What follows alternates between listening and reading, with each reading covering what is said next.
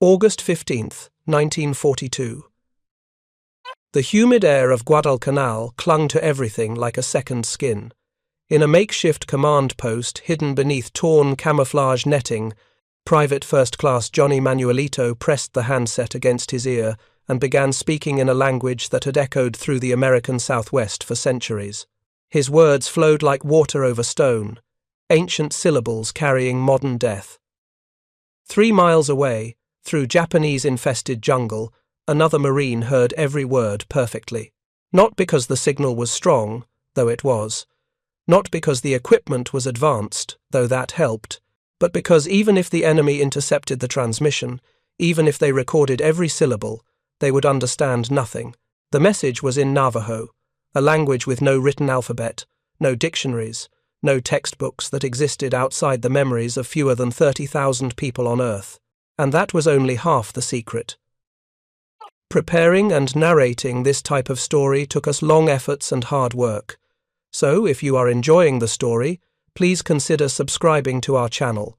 If you're enjoying this deep dive into the story, hit the subscribe button and let us know in the comments from where in the world you are watching from today. What Johnny Manuelito didn't know, what even his commanding officers barely understood, was that his voice was riding on something revolutionary. A radio system that changed frequencies 40 times per second, dancing across the electromagnetic spectrum like a ghost. The Japanese, with their sophisticated listening posts and code-breaking units, could hear the transmission. They could record it. But by the time they tuned to the right frequency, the signal had already jumped somewhere else. It was there and gone, present and absent, real and phantom all at once. This wasn't supposed to be possible. Radio frequencies were meant to be fixed, stable, predictable. You picked a channel and you stayed on it. That's how every military in the world operated. But in a laboratory 7,000 miles away, an engineer named Paul Baran had asked a simple question that would help win the Pacific War. What if we didn't stay still? What if the signal itself became the camouflage? The story begins not on a battlefield, but in a cluttered office at the International Telephone and Telegraph Corporation in New Jersey, 1940. Paul Baran was 34 years old, a Polish immigrant who'd fled Europe just ahead of the Nazi invasion. He had the kind of mind that saw patterns where others saw chaos, connections where others saw randomness. While his colleagues focused on making radios more powerful, Baran obsessed over making them invisible, not physically invisible, but electromagnetically undetectable. He'd studied how predators hunt, how they lock onto patterns, rhythms, that predictability. A rabbit that runs in a straight line dies, one that zigzags randomly might live. Why, he wondered, couldn't radio signals do the same? The US Navy had come to him with a problem that was killing sailors. German U-boats were using sophisticated direction-finding equipment to locate Allied convoys by their radio transmissions. Every time a ship sent a message, it painted a target on itself. The Navy wanted radios that transmitted faster, reducing exposure time. Baran had a different idea entirely. Don't transmit faster. Transmit everywhere at once.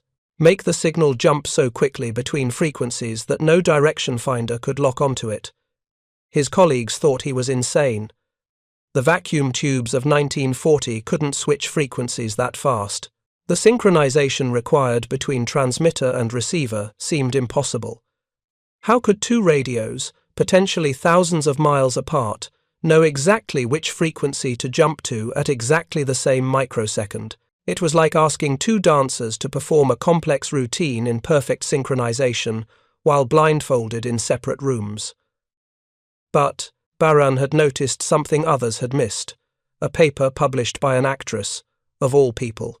Hedy Lamarr, the Hollywood star, had filed a patent with composer George Antheil for what they called a secret communication system. They'd invented it to prevent the jamming of torpedo guidance systems, using a piano roll, like those in player pianos, to synchronize frequency changes between a control ship and its torpedo.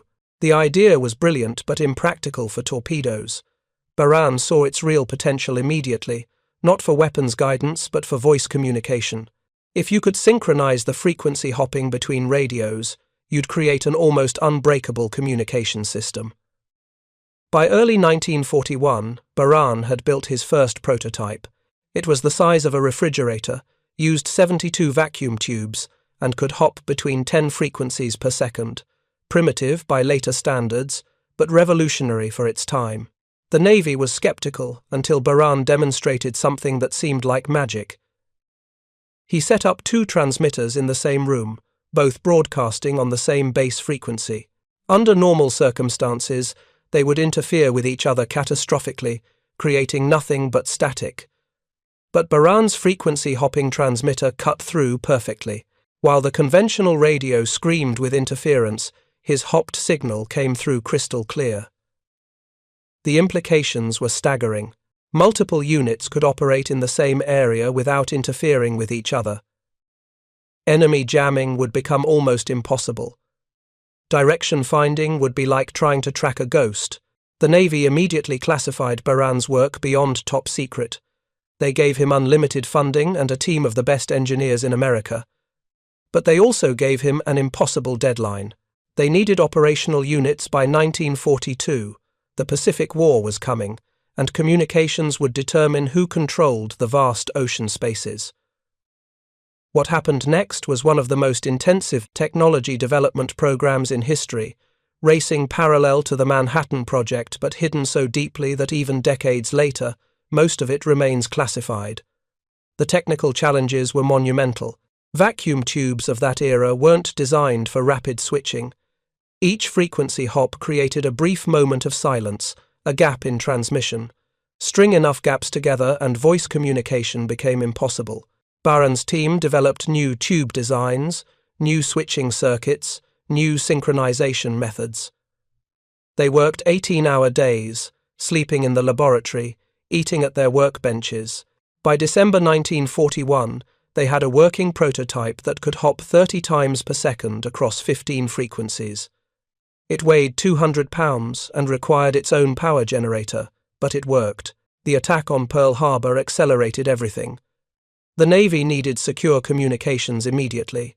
The prototype was rushed into production even as engineers continued refining it. The first operational units were deployed with the Marine divisions preparing for Guadalcanal. Which brings us to another extraordinary story, one that would interweave with Baran's technology in ways no one could have predicted. In the spring of 1942, a civil engineer named Philip Johnston walked into the office of Major General Clayton Vogel at Camp Pendleton, California. Johnston was the son of missionaries and had grown up on the Navajo reservation. He was one of fewer than 30 white men who spoke fluent Navajo. He had an idea that sounded like something from a pulp novel: use Navajo speakers as code talkers. The Marine Corps had tried using Native American languages before in World War I. Choctaw speakers had served with distinction in France, but those codes had a fatal flaw. Native American languages had no words for modern military equipment. You couldn't say machine gun or artillery or submarine in Choctaw because those concepts didn't exist in the language. Johnston proposed something different. Don't just use Navajo speakers. Create an entirely new code within the Navajo language. Take Navajo words and give them military meanings. Create a double encryption, a code within a language that itself was a code. The Marines were desperate enough to try anything. In the Pacific, Japanese codebreakers were reading American messages almost as fast as American commanders. The Japanese Navy had some of the best cryptanalysts in the world, trained at their special school in Tokyo where they studied 30 different languages and every known encryption method.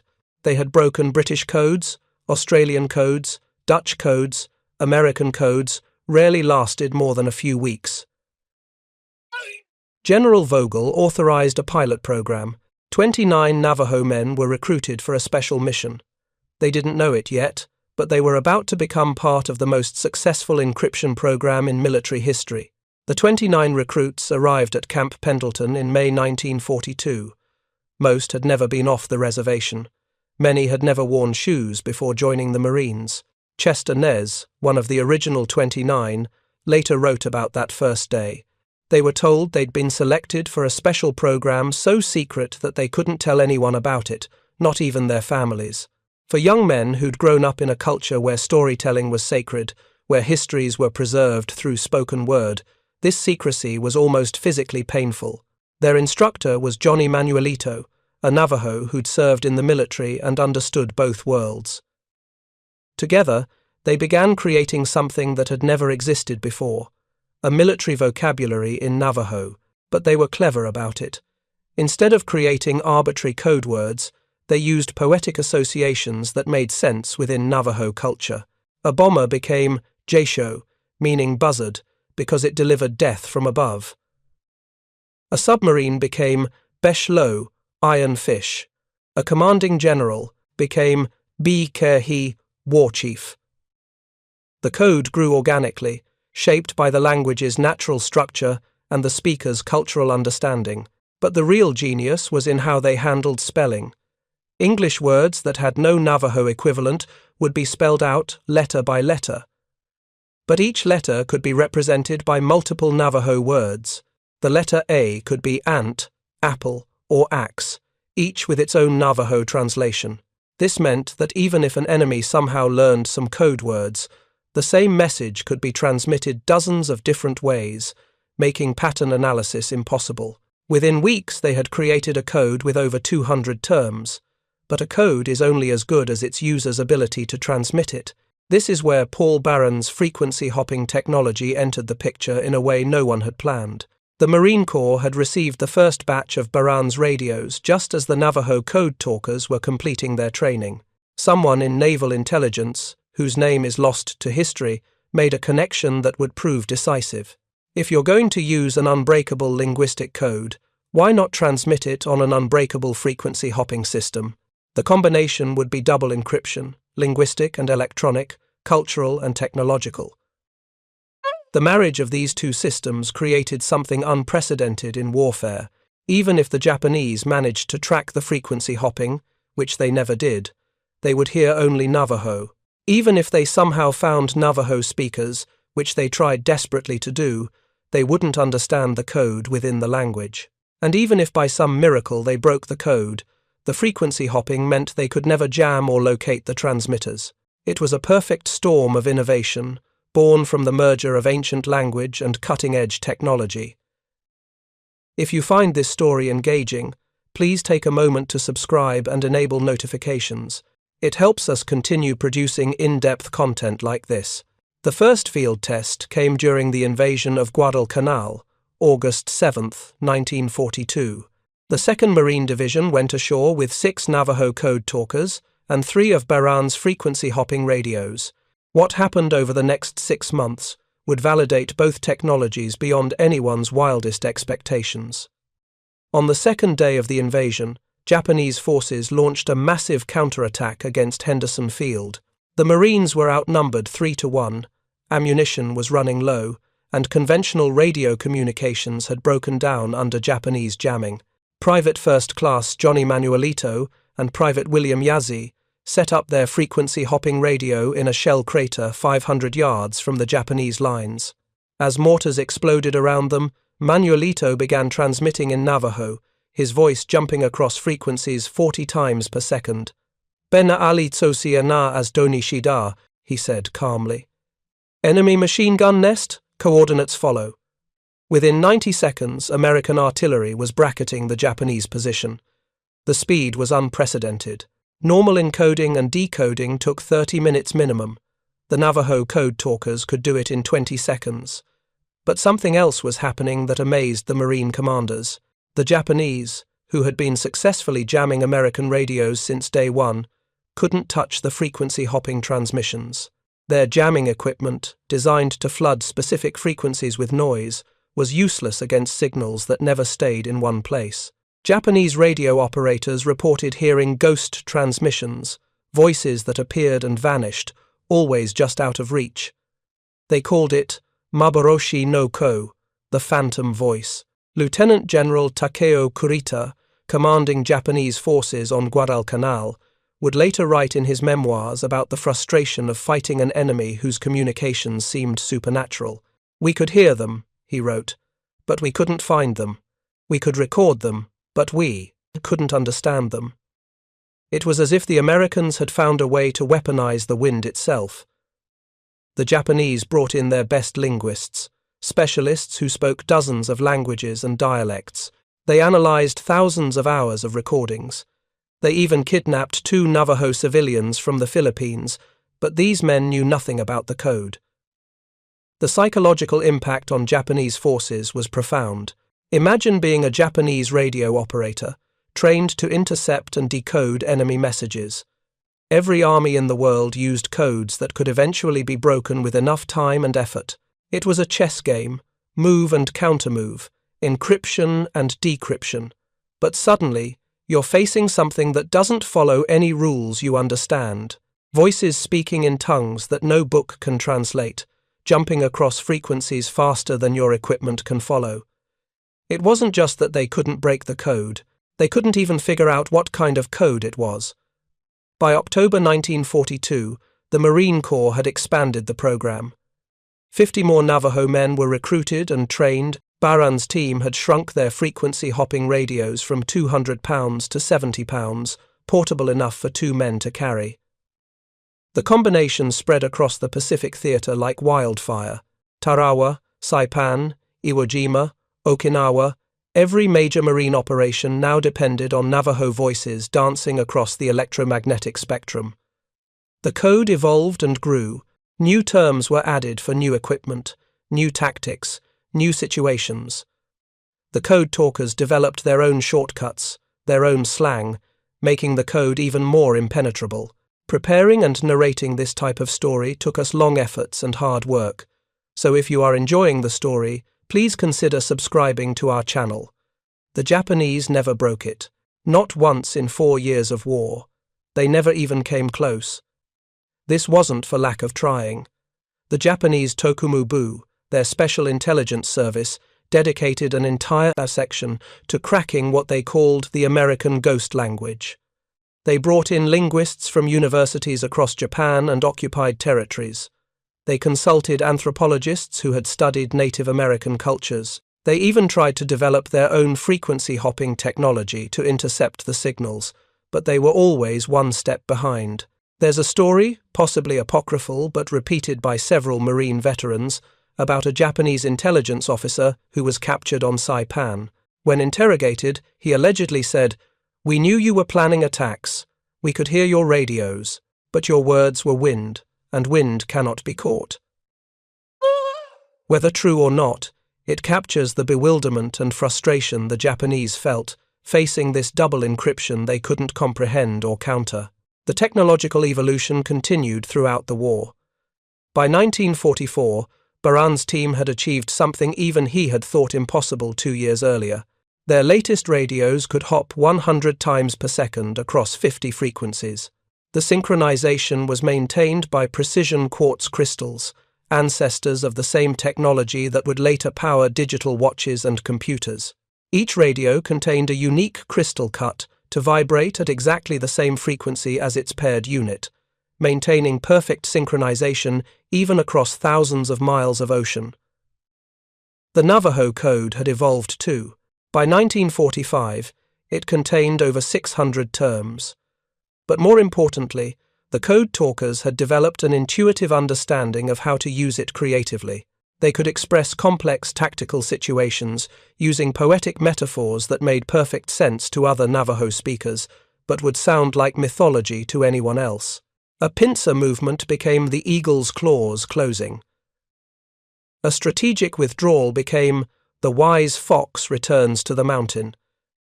They were creating combat poetry in real time, transmitted on frequencies that danced like spirits across the radio spectrum. The battle for Iwo Jima in February 1945 became the supreme test of both technologies. The island was 8 square miles of volcanic rock and fortified positions. The Japanese had spent months preparing, turning the entire island into a fortress. They knew the Americans were coming and had prepared their most sophisticated jamming and interception equipment. General Tadamichi Kuribayashi, commanding the Japanese defense, had specifically requested the latest radio detection equipment from Tokyo. He was determined to blind American communications. On the morning of February 19, 1945, the 4th and 5th Marine Divisions hit the beaches of Iwo Jima. Among them were 44 Navajo Code Talkers carrying 18 frequency-hopping radios. What followed was 36 days of the most intense combat in Marine Corps history. The Japanese threw everything they had at American communications. Massive jamming transmitters, direction-finding equipment, even attempts to physically capture Code Talkers alive. They all failed. During the first 24 hours alone, the Code Talkers transmitted over 800 messages. Not one was intercepted, decoded, or jammed. Private First Class Thomas Begay, positioned near the base of Mount Suribachi, coordinated naval gunfire support while under direct mortar attack. His voice, calm and steady, guided shells from battleships 5 miles offshore to within 50 yards of Marine positions.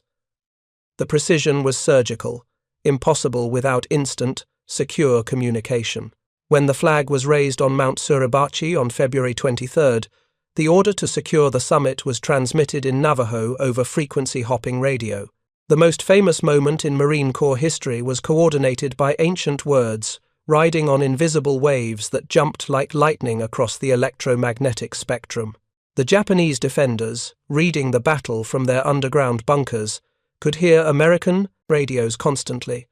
But Kuribayashi's final message to Tokyo included a line that captured their complete frustration.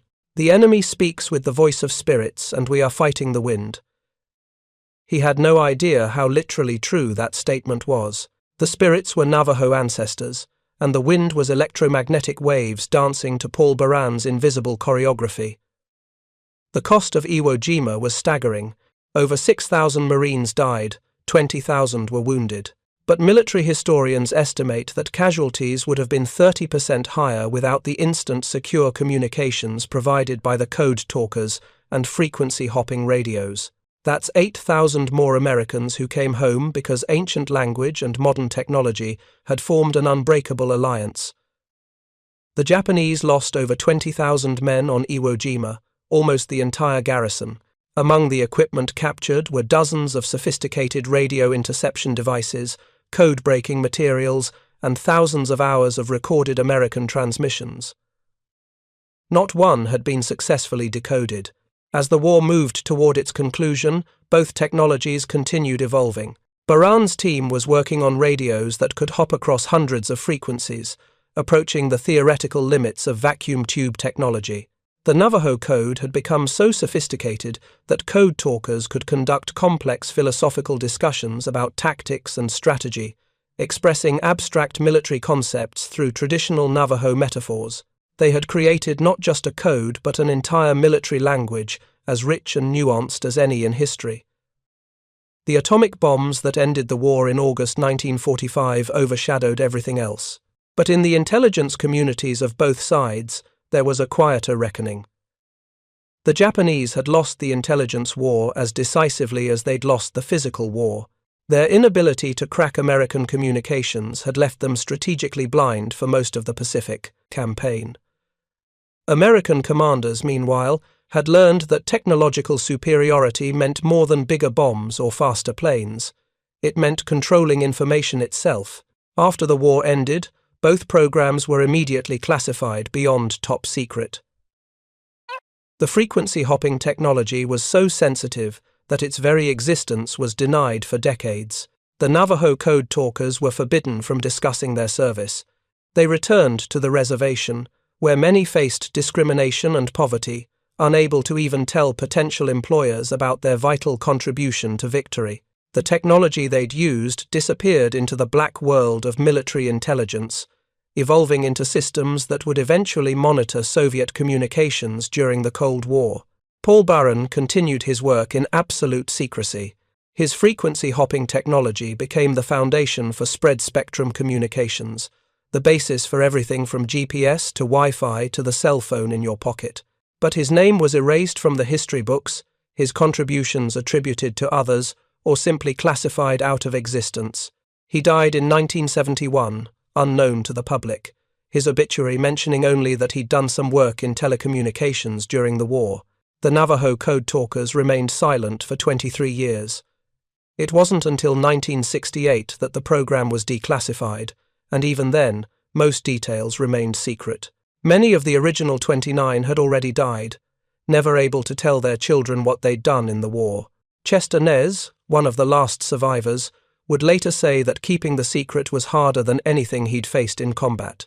In a culture where oral history was everything, being unable to speak was a special kind of torture. But here's where the story takes an extraordinary turn. In the 1970s, as computer technology evolved, engineers at Motorola were trying to solve a problem with early mobile phones. How could multiple phones share the same frequencies without interfering with each other? A young engineer named Martin Cooper remembered reading a declassified report about something called frequency hopping from World War II. He tracked down Paul Baran's original patents, long expired and forgotten in a filing cabinet. Those patents became the foundation for CDMA, Code Division Multiple Access, the technology that makes modern cellular communication possible. Every time you make a cell phone call, your voice is broken into pieces and scattered across multiple frequencies, reassembled at the other end in perfect clarity. It's Paul Baran's ghost dance, refined and digitized, but fundamentally the same idea. Your phone is speaking in code, jumping frequencies faster than any human can follow, the direct descendant of those refrigerator-sized radios that helped win the Pacific War. And in a beautiful historical symmetry, many of those cell towers that carry your frequency-hopping signals stand on Native American reservations, generating income for tribes across America. The Navajo Nation, once forbidden from speaking their language in government schools, now licenses its cultural heritage for millions of dollars a year. The language that was almost destroyed by forced assimilation became unbreakable code, and that code helped inspire the technology that connects the modern world. It's a story that spans from ancient oral traditions to quantum encryption, from medicine men to marine sergeants to Silicon Valley engineers. In 2001, the surviving Navajo Code Talkers were finally awarded the Congressional Gold Medal. By then, only 5 of the original 29 were still alive. Chester Nez, accepting the medal from President Bush, spoke briefly in Navajo, then translated. He said, "Our language, which they tried to take from us, became our weapon. Our words, which they said were primitive, became unbreakable. We turned the wind into steel, and that steel helped win the war." But perhaps the most profound observation came from Peter MacDonald, a later code talker who became president of the Navajo Nation. Speaking at a technology conference in 1995, he connected the dots that historians had missed. The code talkers, he said, were not just translators or radio operators, they were the first cyber warriors, using language as software and culture as encryption. They proved that the most powerful codes aren't mathematical but human, rooted not in numbers but in the unique ways different people see and describe the world. The frequency-hopping technology that carried their words was revolutionary, but it was just hardware. The Navajo Code was the software, the human element that made the machine unbreakable. Together, they represented something new in warfare, the marriage of ancient wisdom and modern technology, of tradition and innovation, of the oldest human communication method, spoken language, and the newest, electromagnetic radiation. It was a combination so unlikely that the enemy never even considered it possible.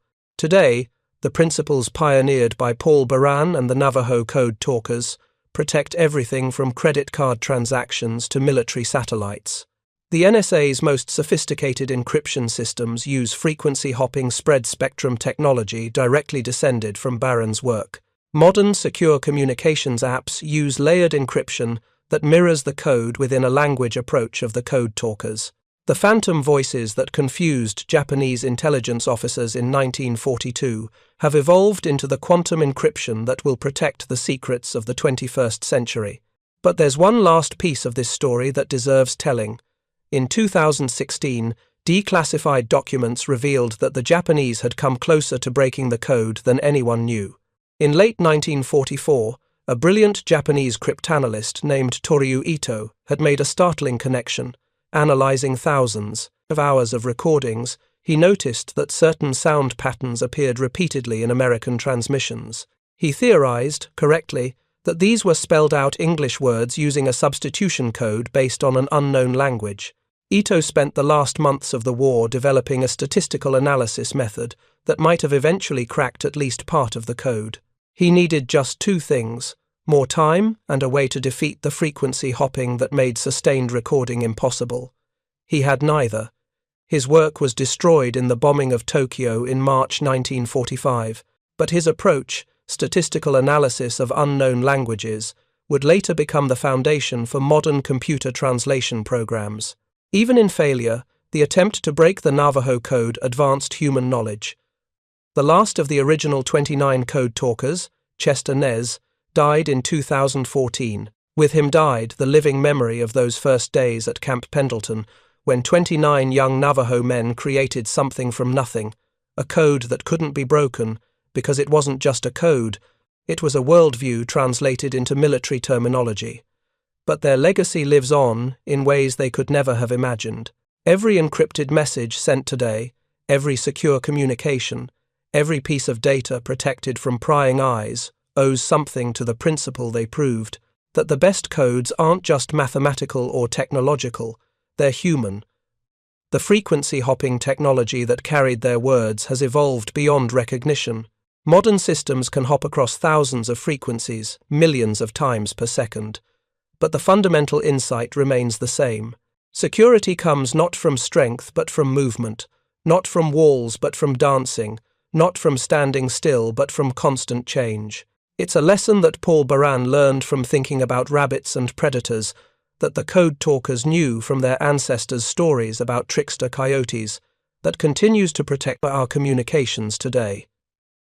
In the end, the story of how the Navajo Code remained unbroken for 4 years isn't just about language or technology. It's about the power of combining different ways of thinking, of bringing together people and ideas that don't seem to belong together. A Polish immigrant engineer who thought radios should dance, an Hollywood actress who played with piano roles, young Navajo men who turned their grandmother's stories into military intelligence. Each alone was remarkable. Together, they were unbreakable. The Japanese spent 4 years and untold resources trying to catch the wind. They brought their best minds, their most sophisticated technology, their most determined efforts to bear on the problem. They failed because they were trying to solve the wrong puzzle. They thought they were fighting code. They were actually fighting culture. They thought they were chasing frequencies. They were actually chasing ideas. They thought the Americans had found a new way to hide information. The Americans had actually found a new way to be human, to merge the ancient and modern, the technological and the traditional, the mathematical and the mythological, into something that had never existed before. That's the real lesson of the phantom voices of the Pacific War. Innovation doesn't always mean inventing something new. Sometimes it means seeing connections others miss, bringing together elements that seem unrelated, finding harmony in apparent contradiction. A language preserved through centuries of oral tradition, and a technology that wouldn't be fully understood for decades. Voices of the past riding on the waves of the future, the wind that couldn't be caught because it was both ancient beyond memory and advanced beyond comprehension. Thank you for watching. For more detailed historical breakdowns, check out the other videos on your screen now, and don't forget to subscribe.